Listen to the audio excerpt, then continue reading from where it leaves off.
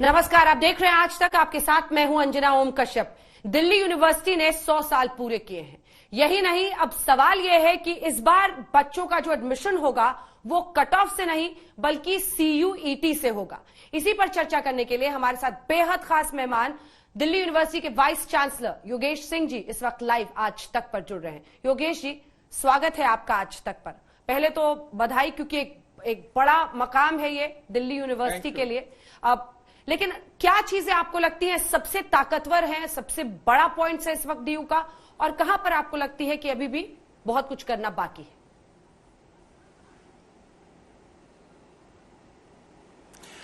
देखिए, दिल्ली विश्वविद्यालय ने 100 वर्ष पूरे किए, उसके लिए दिल्ली के लोगों को और भारत के लोगों को बहुत सारी बधाई, ढेर सारी शुभकामनाएं। अभी तो कॉमन यूनिवर्सिटी एंट्रेंस टेस्ट का मामला चल रहा है कि दिल्ली यूनिवर्सिटी ने तय किया कि एडमिशन्स अब +2 की मेरिट पे नहीं होंगे, उसकी बजाय टेस्ट के माध्यम से होंगे। तो जो +2 की मेरिट थी उससे बहुत साल हम चले, उसके बहुत सारे फायदे भी थे, कुछ नुकसान थे कि बहुत सारे बोर्ड हैं देश के अंदर। कोई बोर्ड लीनियंट हैं, कोई बोर्ड स्ट्रिक्ट हैं, कोई किस तरह से मार्किंग करते हैं। तो जब हम स्टूडेंट्स को एडमिट करते थे तो एक कॉमन फील्ड सबको ठीक से मिलता नहीं था। जो स्ट्रिक्ट बोर्ड वाले हैं उनको नुकसान होता था, लेकिन हर बोर्ड का अपना एक तरीका है समझने का, काम करने का, उस बारे में तो हमें कुछ नहीं कहना। लेकिन अब ये जो नया सिस्टम आया कॉमन यूनिवर्सिटी एंट्रेंस टेस्ट, इसका हमको थोड़ा फायदा होगा कि सभी बच्चों को एक ही तरह से एडमिशन के तरीके में आना पड़ेगा, और उस पर टेस्ट की परफॉर्मेंस ही तय करेगी कि आपको किस कॉलेज में और किस कोर्स में एडमिशन मिलता है। तो ये जो व्यवस्था है, मैं ऐसा मानता हूं कि ये सभी के लिए समान अवसर देती है, चाहे आप छोटे शहर के हैं, चाहे बड़े शहर के हैं, चाहे गांव के हैं, चाहे भारत के किसी दूर इलाके से हैं, क्योंकि बहुत ही बड़ा और विविधता वाला ये देश है अपना। तो इस कारण से अलग अलग बोर्ड्स की बजाय ये एक अच्छा माध्यम है, और कल से ये कॉमन यूनिवर्सिटी एंट्रेंस टेस्ट शुरू होगा। और आपके माध्यम से मैं, जो लोग भी 14 लाख लोग इसमें बैठने वाले हैं, और 14 लाख बच्चे जिनमें से 8 लाख के करीब ऐसे हैं जो दिल्ली यूनिवर्सिटी में भी एडमिशन लेना चाहते हैं। हमारे पास 70,000 सीट्स हैं। मेरी तरह मैं सबको शुभकामनाएं दूंगा कि आप अच्छे से तैयारी कीजिए, 12th की एग्जाम में अपियर होइए, बिल्कुल चिंता मत कीजिए बाकी चीजों की। आपके लिए एक स्वर्णिम भविष्य इंतजार कर रहा है। 14 लाख, जैसा कि आपने कहा, 14 लाख से ज्यादा बच्चों के लिए ये अहम परीक्षा कल है और सबकी नजर इस पर रहेगी। देखिए, जो बिंदु ऐसे हैं सिंह साहब, प्रोफेसर साहब, जिस पर बच्चों के मन में बहुत ज्यादा परेशानी इस वक्त है, उनको लेकर मैं शुरुआत करना चाहती हूँ। एक एक पॉइंट उठाऊंगी, आप उसका जवाब दीजिएगा। परीक्षा की तैयारी तो बच्चे कर रहे हैं, लेकिन सवाल यह है कि कई ऐसे विषय हैं जिनको मतलब अलग अलग एग्जाम्स देना है। कुछ को बहुत टाइम मिलेगा, गैप है, कुछ को ऐसा है जो बैक टू बैक पेपर्स है, यानी हाफते भागते हुए बच्चों को एग्जाम देना पड़ेगा। उसका क्या उपाय है? ऐसा है कि उससे बहुत फर्क पड़ने वाला नहीं है। उसका कारण है, क्या होगा अगर कल जो स्टूडेंट्स अपियर हो रहे हैं, जिनको कम समय मिला तैयारी करने के लिए जो कहा जा रहा है, और जो अगस्त का जो फेज 2 है उसमें जाएंगे जिनको की ज्यादा तैयारी को टाइम मिलेगा। आज जो अपियर होंगे पहले उनका परसेंटाइल निकाला जाएगा उन स्टूडेंट्स का, और जो अगस्त में अपियर होंगे उनका अलग से परसेंटाइल निकाला जाएगा, और बाद में उसको नॉर्मलाइज करेंगे। तो अगर सबको ज्यादा टाइम मिला है तो सबके फायदे की अगर वो बात है, तो ऐसा माना जाता है कि सबको ज्यादा नंबर आएंगे, तो वो परसेंटाइल निकालते हुए उसका इंपैक्ट बहुत ही कम हो जाएगा। और जब हम उसको नॉर्मलाइज करेंगे तो मैं नहीं समझता कि उसका कोई खास इंपैक्ट रहने वाला है। हर दिन इंपॉर्टेंट है। उस दिन जो एग्जाम होगा, आपकी जो परफॉर्मेंस है वो रिलेटिव परफॉर्मेंस है, किसी को चिंता करने की जरूरत नहीं है, वो सिस्टम उसका ध्यान रखेगा। चलिए, आपकी बात पर उम्मीद करेंगे कि बच्चों को जरा भरोसा हो। मेरा अगला सवाल आपसे ये है सर कि JEE हो, बहुत सारे ऐसे जो प्रोफेशनल कोर्सेज के एग्जाम है सेंट्रलाइज्ड होते हैं, बच्चों पर जबरदस्त दबाव रहता है। पहले 10th का एग्जाम्स उन्हें देना है, फिर 12th के एग्जाम्स देने हैं, 12th में अपने सब्जेक्ट्स को केटर करना है। अब ये अलग एक एग्जाम जिसके लिए उनको पढ़ना है, किस तरह का होगा? और मैं तो कई बार, प्रोफेसर साहब आप भी पहुंचिए 12वीं के बाद की अपनी अवस्था में, आपके मन में भी ये प्रश्न आएगा कि ये वाले एग्जाम में क्या आने वाला है, इसका तो पुराना कोई पेपर भी नहीं है कि वो देख के पढ़ ले, तो फिर वो क्या पढ़े, क्या समझे? मतलब एक भय बच्चों के मन में है। और ये वाला जो खास तौर पर ये वाला जो बैच है, सोचिए उन्होंने कोविड की भी महामारी बुरी तरह से झेली, अब उनको ये एंट्रेंस टेस्ट का सामना करना पड़ रहा है। क्या पढ़े वो इन यूनिवर्सिटी एग्जाम्स के लिए? कोई पुराना वाला फर्रा भी नहीं है, पेपर्स भी नहीं है कि उससे कुछ देख लें क्वेश्चन। आपकी बात बिल्कुल ठीक है। हाँ, वो बात ठीक है कि इसके कोई 5 साल के कोई पैटर्न और पुराने पेपर्स उपलब्ध नहीं हैं, ये तो एक चैलेंज है, पर ये सभी बच्चों के साथ ये चैलेंज है, किसी एक के साथ नहीं है।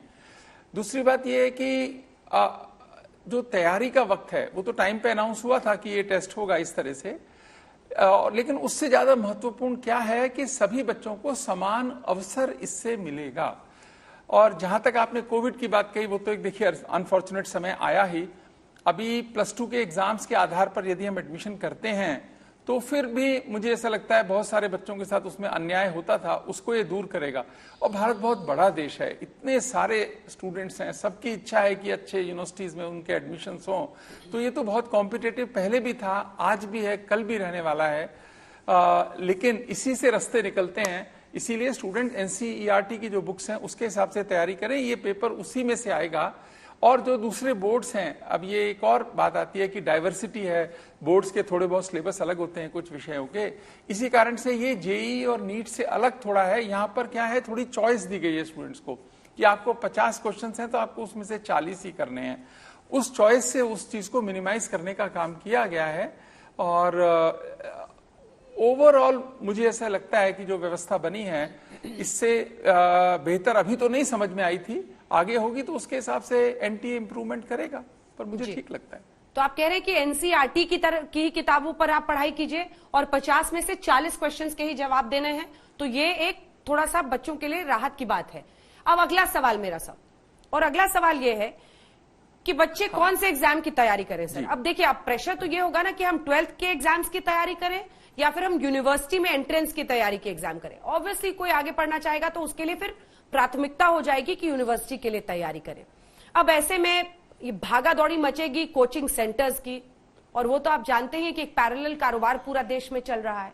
ये सब ना हो, इसको रोकने के लिए आपके पास क्या ब्लूप्रिंट है, और बच्चों को, उनके पेरेंट्स को जो सुन रहे होंगे, क्या बताएंगे आप? देखो, इसको रोकने की बात तो अपनी जगह है। जो एग्जाम है ये अगर 12th के सिलेबस से ही पूरा आता है, डिफिकल्टी लेवल इसका मीडियम होता है, तो जिस बच्चे ने 12th में अच्छा किया है वही टेस्ट में अच्छा करेगा।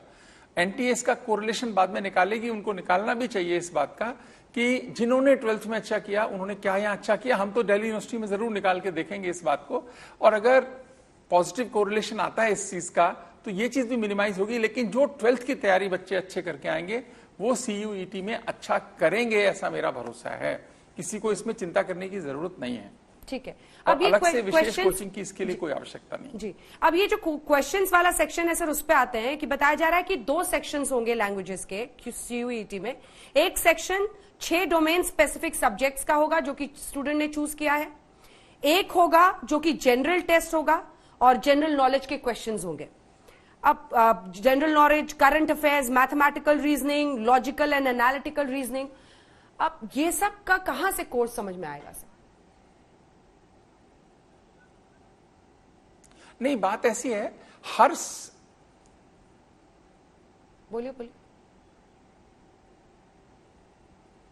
बोलिए सर, आपकी आवाज आ रही है। नहीं, बात ऐसी है कि इसमें हर सब्जेक्ट को हर सब्जेक्ट को सबको देने की आवश्यकता भी नहीं है।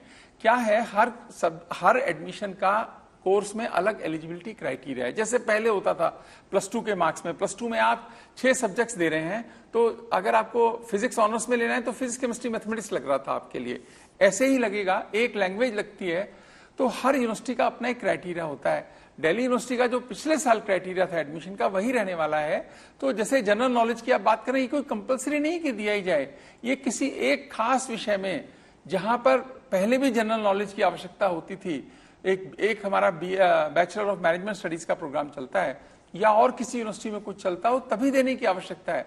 हर एक को सारे सब्जेक्ट्स में अपीयर होने की भी जरूरत नहीं है। आप जिन कोर्सेज में एडमिशन लेना चाहते हैं उस कोर्सेज की एलिजिबिलिटी में जो सब्जेक्ट हैं उसी की आवश्यकता है। इसी कारण तो अब देखिए 50,000 से ज्यादा कॉम्बिनेशन बने हैं। सभी स्टूडेंट्स ने सारे कॉम्बिनेशन का न तो पॉसिबल है ना आवश्यक है।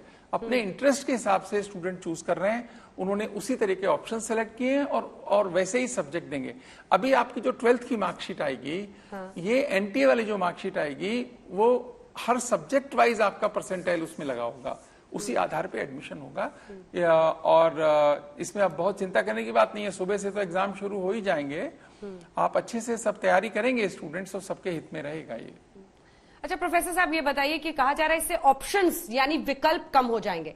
जैसे पहले कोई बायोलॉजी पढ़ता था और फिर वो डिसाइड करता था कि अब मैं यूनिवर्सिटी में मुझे कट ऑफ मार्क्स में दूसरे सब्जेक्ट में एडमिशन मिल रहा है, तो वो उसमें चला जाता था। कई बार साइंस से सीधे आर्ट्स में भी चले जाते थे, लेकिन अब यहां पर ये नहीं हो पाएगा।